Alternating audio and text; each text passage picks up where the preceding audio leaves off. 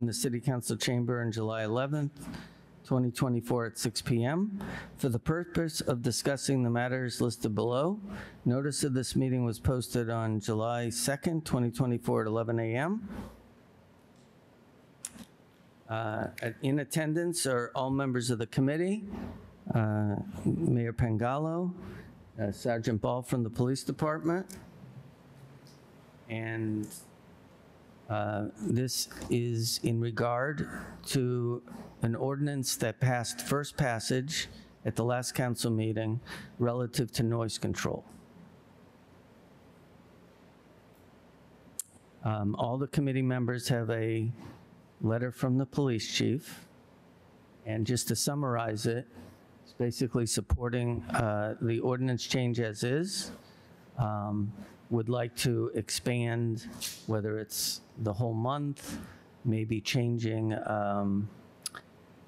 some of the decibel considerations. It's very difficult in some ways to measure decibels, especially when the ambient level is high, but October's coming pretty quickly, so the concept would be to make the changes that we voted on at the last meeting.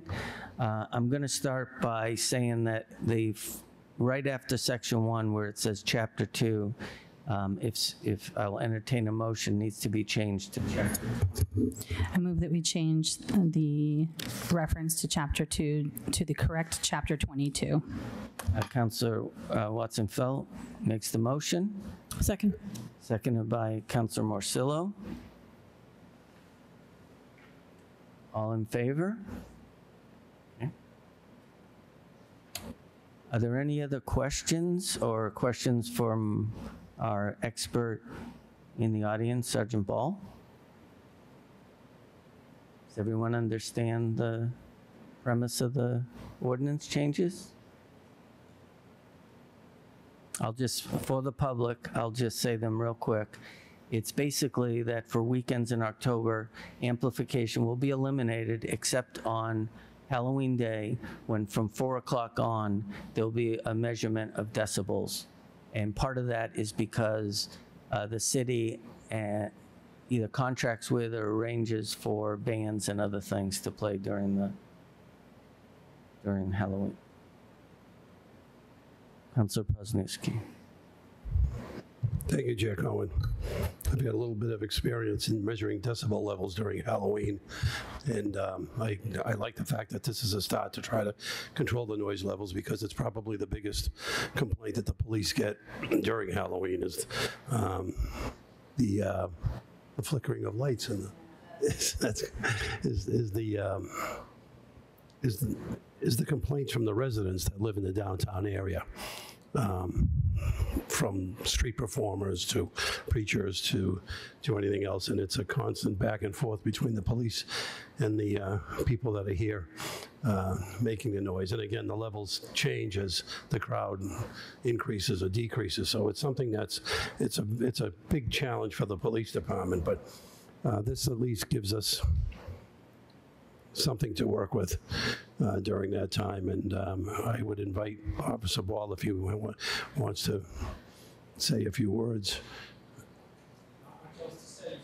You have to go up. Do you want to go? Okay. Okay.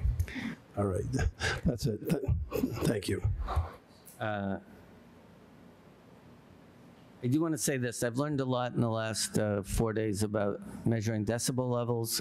Councilor Prosniewski and I worked on a project when we were both on No Place for Hate about some of the preachers and things like that, and it was really difficult to come up with the right solution.